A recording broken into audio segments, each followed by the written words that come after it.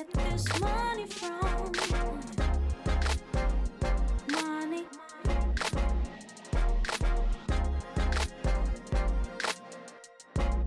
Man.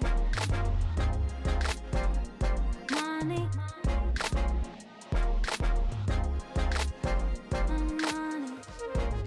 And Ovation family, what is up, everybody? How's everybody doing today?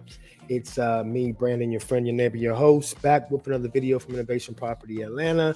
Just here talking about this Turo car rental game, private rental game, side hustles, ways we all can make money together, save money together, and learn about the industry. Before we get started, guys, as usual, remember, do me a favor, like the video if you guys don't mind, subscribe to my channel. Hit that notification button for me.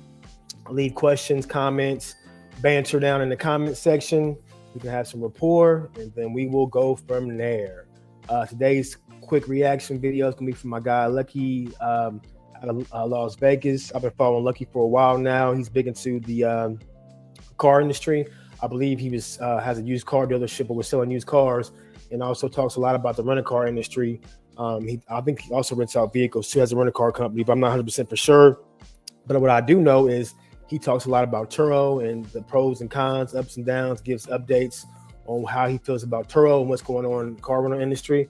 So we're going to listen to his video today and see what he has to say. So let's go ahead, without further ado, let's jump into Lucky's video and we'll go from there. What's going on, YouTube family? Welcome to Automotive Life. My name is Lucky, and today we're going to be talking about, is the rental car business dead in 2024? Now, we're going to be talking about Turo, as well as if you actually have a rental car license, and also, unfortunately, if you got suckered into doing one of these rental car automations. There's going to be different things affecting each one of these markets that we're going to talk about in this video, and a few things you guys need to know about as you're moving forward in 2024. Now, before I get into the content, if you could do me a huge favor and gently squeeze the like button. It means a lot to me. I take a lot of time out of my day to make videos like this to helpfully entertain and educate a lot of people. Also, please consider subscribing. We talk about car business basically 2 days a week, and we also do build videos as well. So make sure you click the notification bell. And once again, follow us on Instagram at LuckyLopez. Let's get into the video. Now, the first thing we're going to be talking about is Turo. Now, Turo is a great application to get started in the rental car business. But unfortunately, as we move forward into 2024, the market has gotten extremely saturated, and Turo is really not helping their host as much as what they used to. So let's go ahead and start off with actual problems with hosts. Now, back in the day, if you were a host with a few cars and you took care of your customers, you had good reviews and a decent pay, the algorithm would push you to the top because Turo wanted to make sure that you had a great experience above all things. So that's why they put you with good quality hosts. But now none of that matters. All that matters is who has the cheapest car, because Turo wants to pump out as many rentals as they can because they don't get any money unless they get a rental out there. So now that the algorithm's changed, we're starting to see a lot of bigger companies that have more overhead start to fall. I'm sure you guys have seen a few of my videos where I talked about the guy in LA that had 30 Teslas. Now, the market is pretty much completely changed from when it was about a year and a half ago. Now, a year and a half ago, you could rent a Tesla here in Las Vegas for $200 to $300.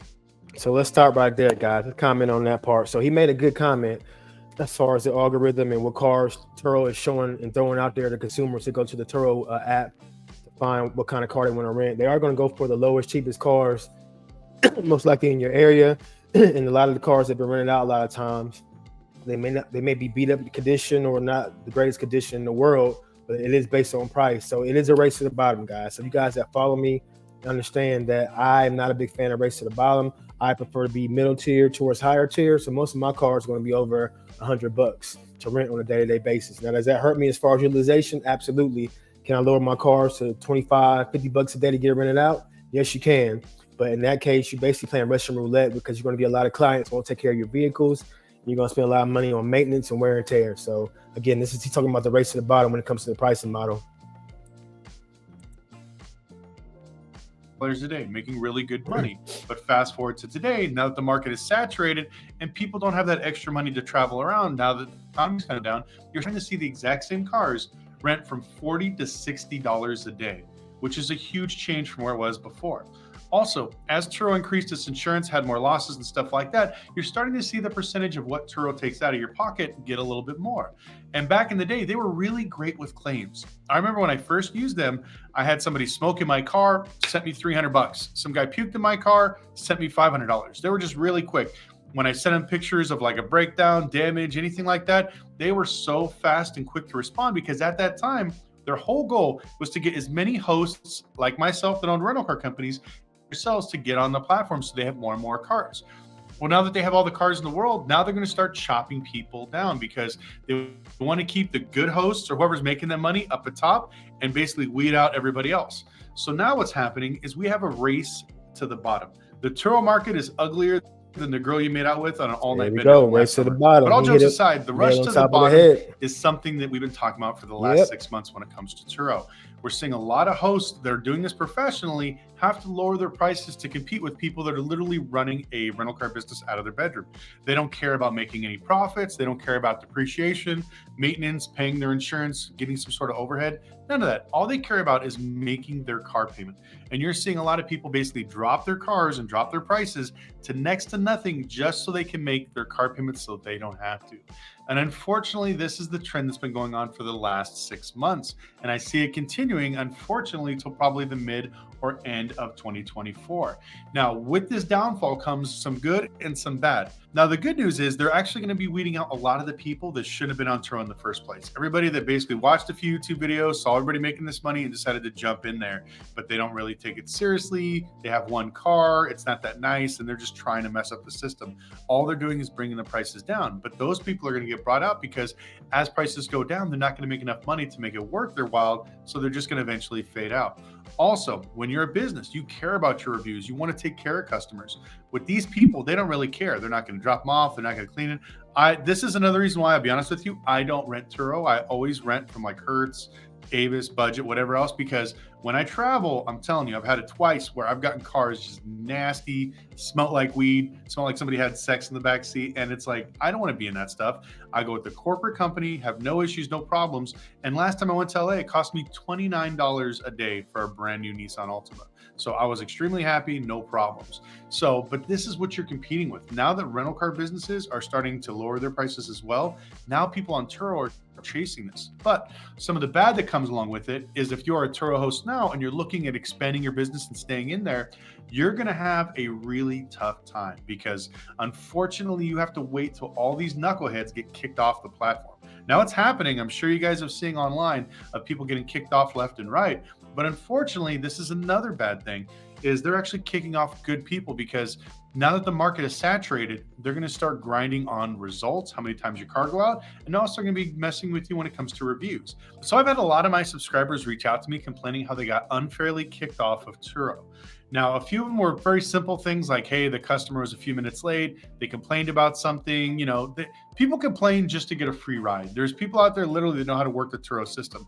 And what happens is if they call and they say, oh, I was driving this car and I pressed the brakes and it was shaking, I didn't feel safe, free rental. And they always do it within like an hour of them returning it back. So they get to drive your car the whole day, but at the last hour, they'll call Turo and say there's something wrong with your car. And now you have to take it to a shop to get it fixed. They basically take you off the platform and you have to prove to them there's nothing wrong with your car. And even after you do and say, hey, look, the car's fine, they still won't give you your money back. They just automatically give the money back to the consumer because they're more worried about taking care of the customer now than the actual hosts.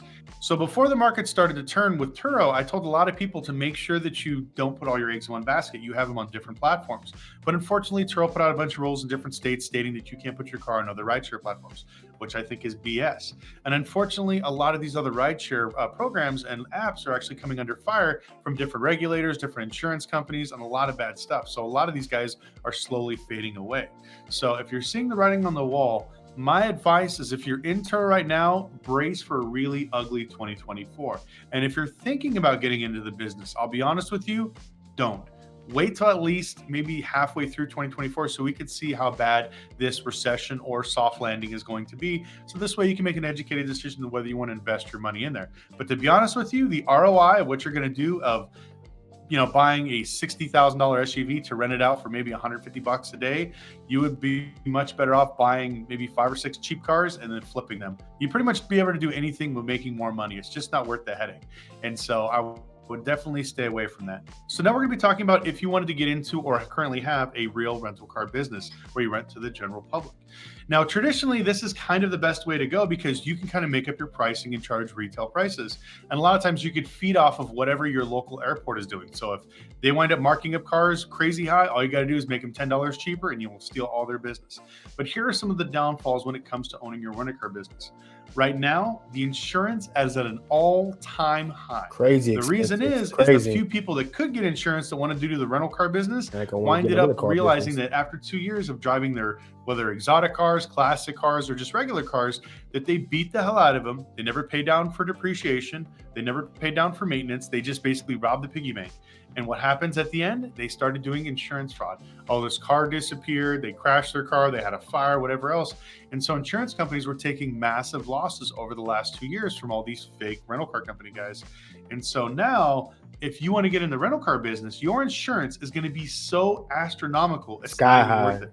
I do a bunch of consulting calls. My phone number is in the link down below if you want to book a call or go to our website. And this is one of the things I tell a lot of people. To start up with a rental car company today it's not even worth it. So first, you have to have the car registered in your company's name. Second, when you don't have an insurance policy, they're going to charge you an astronomical amount. Also, insurance companies require you to have anywhere from 5 to 10 to 20 vehicles to start your policy. So if you don't have that, if you only have one, you don't even qualify. So now you're looking, let's say 10 cars. The insurance company requires you to have 10 cars. You get 10 cars to start that policy. It's probably gonna be $1,000 each. So you need 10 grand when you start up. And then each car is gonna cost you anywhere from $600 to $800 a month for full coverage, just to get started. And on top of that, remember, with your rental car insurance, you can never file a claim. Because if you do, what's going to happen is you're going to have a mark against your record. So at the end of the year, they're going to double or triple your insurance. If you don't believe me, just try it. And that's why I tell everybody, you can't start a rental car business unless you have a massive chunk of either credit or cash. Because every time some customer wrecks your car, something like that, and their insurance doesn't cover it, you need to have the money to pay this thing down. That doesn't include payroll. You have to have a physical location to get your insurance, to get your bond, and to get your license. It doesn't include the thousands and thousands of dollars you have to do maybe regular cars, or if you do an exotic cars, you're gonna have to have hundreds of thousands of dollars to put down. But at the end of the day, the thing with the rental car license is it gives you the options to do different things, rent cars by the hour, the day, the week, the month. It allows you to change your flexibility when it comes to paying. And then on top of that, it'll give you the chance where if you want to do maybe a rent to own type of deal, which I won't get into that. That's a really long conversation, but it gives you different options to different things. And so that's why I love actually having a license. Now you could use your rental car license and still put cars on Turo and use Turo as a lead gen, just in case if you're slow or you're not got cars going out. But that's why I tell everybody, if you're in the rental car business, even if you start in Turo, you always get your rental car license. So this way you have two ways of making money. But another bad thing when it comes to the rental car businesses is I've seen a lot of companies really crack down when it comes to rental car lending. So this is going to go out for not only Turo people, but also rental car businesses. The banks are sick of people getting multiple loans in their personal name.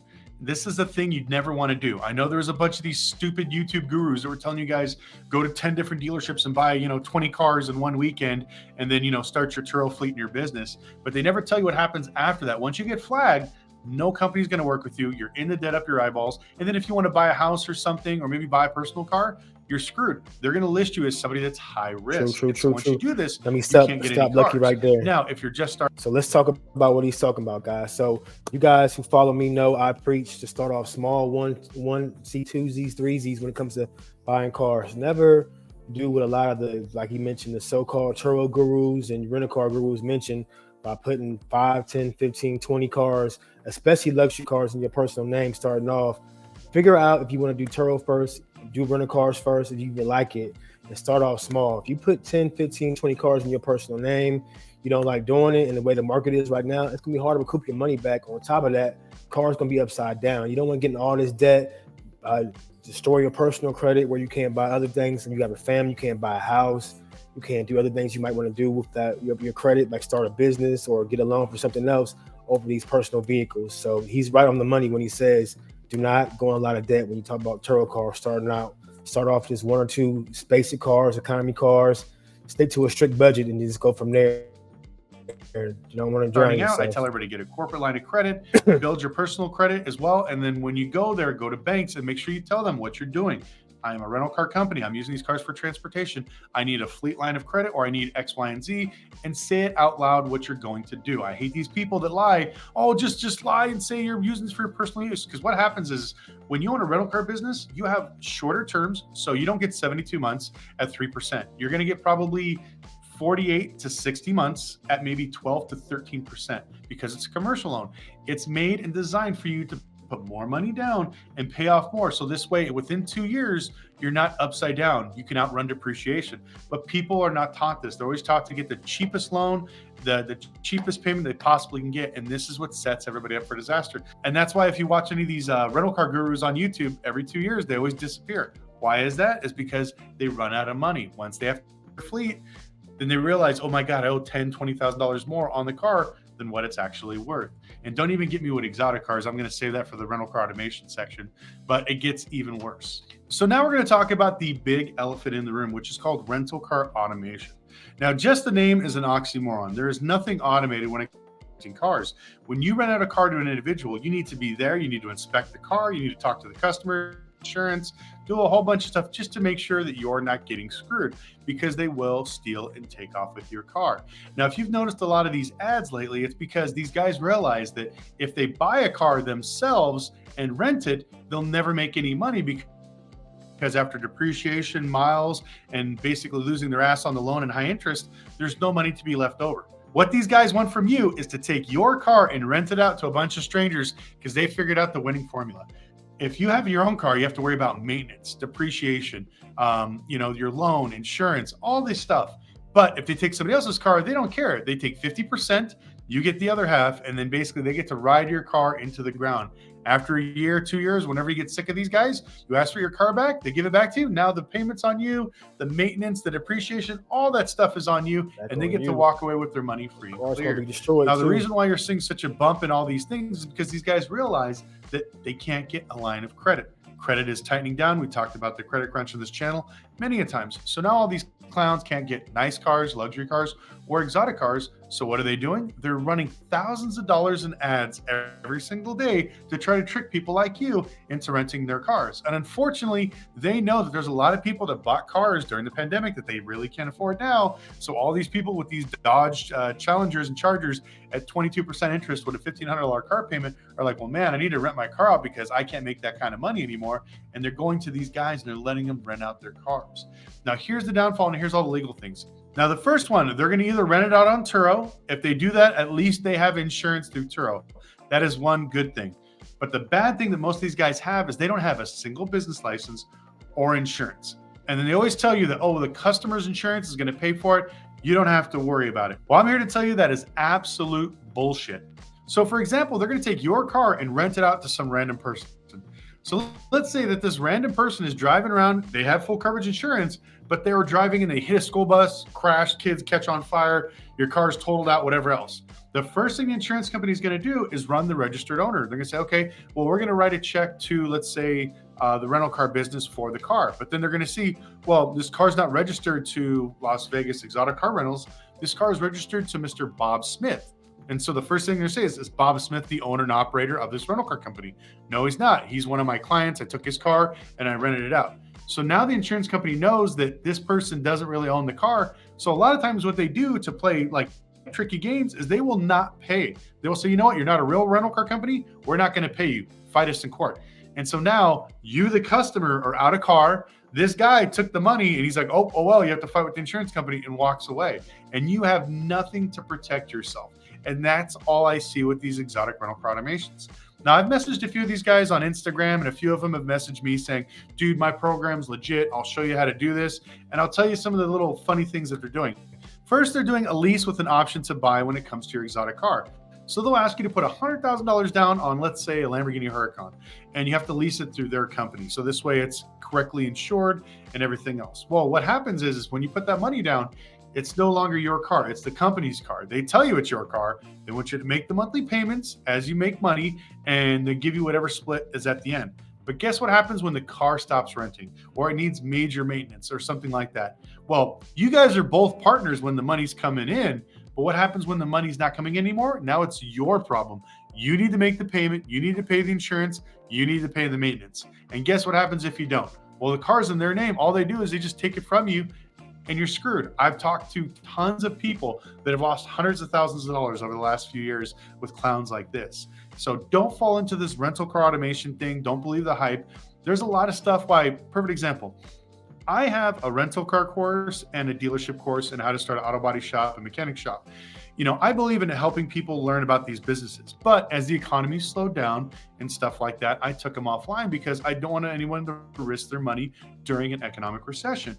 These ass clowns are doubling down. And the worst thing was, I used to feel weird because people would give me grief like, oh, Lucky, you're selling courses. Oh, that's bad. You're trying to take money from people. And I felt guilty for a little bit. I'm like, well, I'm just trying to help people. But then I saw some of these guys' courses. I won't mention names, but one of my subscribers, shout out Paul, if you sent me this, he sent me a link to one of these gurus classes, $5,000 for an exotic rental car course. It was an hour and 10 minutes. And literally most of it was him just talking about how to buy cars. Like, hey, you get your family, your friends, you get everybody to pitch in money and buy a car. You trick your girlfriend into co-signing for you. Like, I'm telling you, it was the most wackest course I've ever seen in my life.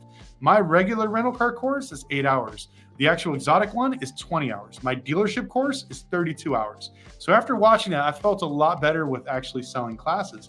But still to this day, I won't post anything until the economy gets a little bit better, because once again, I don't want to have my subscribers or followers risk their livelihood on something that's not really going in the right direction. I want to make sure the market is stabilized before we start throwing you guys out there. So my advice to you is don't believe the hype of any of these guys. If you're thinking about getting in the rental car business, my advice for 2024 is not to do anything till at least halfway through the year to see how we're trending, because insurance, interest rates, loans, everything's getting much, much harder. And as you guys can see, the market is going down when it comes to Turo. Get online there, see how many cars are renting in your area. Now, there are some cars that are still popular, and there are a lot of people that are still making money in this business. Don't get me wrong. There are people that are still successful. But for somebody like you that's a newbie, I recommend not starting until a lot of these basically fluff fall out of the Turo market, the rental car companies go out of business, and insurance cheapens down a little bit, and also just to see where car values are going, because most rental car businesses go out of business, like I said, every 18 to 24 months. It's not because of bad business operations or whatever else.